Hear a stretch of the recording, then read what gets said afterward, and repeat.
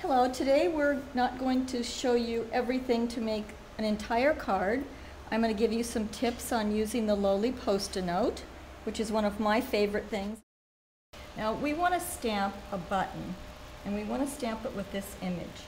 But you can see clearly that if you do this and put it right on your paper, when you pick it up, it's going to stick. And then when you try and get it off, it's going to smear and be a huge mess. But a much easier way is to take your lowly Post-it note, put the sticky side up. We're just going to do several buttons right on the sticky part, and we're going to stamp and watch what happens.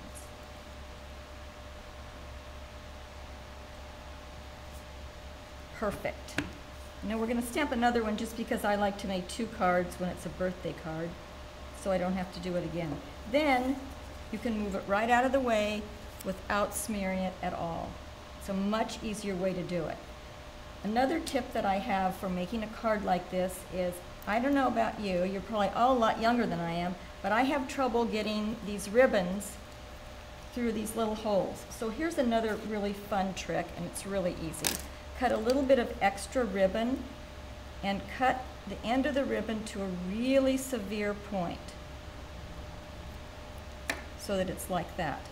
Then when you thread through, it's really easy to have it go through and pick it up with your hands, and the extra severely cut part will just be cut off. So try that if you have trouble getting your ribbon through the holes of some of these cute little buttons. An easier way to put a knot on the button, I like to just make a knot and simply glue it onto the button. It's a lot easier and it doesn't take a lot of extra ribbon.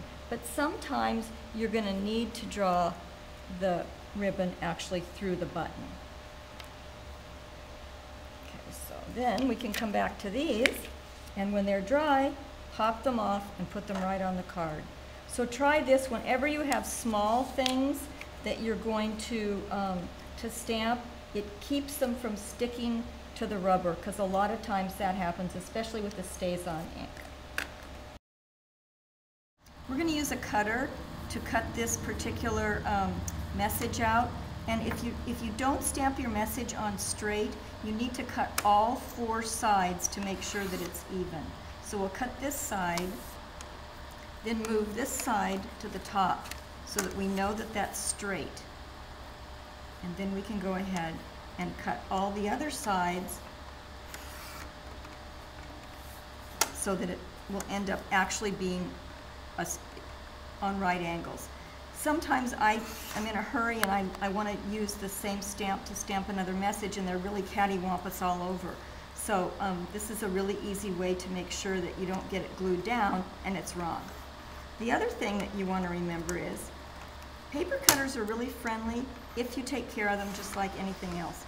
But a lot of times we don't think about replacing the blade and cleaning out this little groove, because this is the groove that the blade rests in. So I take the non-sharp part of my X-Acto knife every once in a while and just go down here to clean out all the little paper gunk that ends up in that groove, and then it'll cut a lot easier. And you can tell when you need to do that because it'll be a little frayed.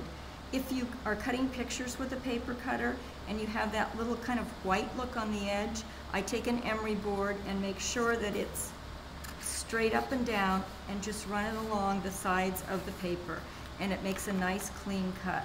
Now, of course, we have all this extra paper stuff here, and I don't know about you, but more of it ends up on the floor than on my desk because I catch it with my arm.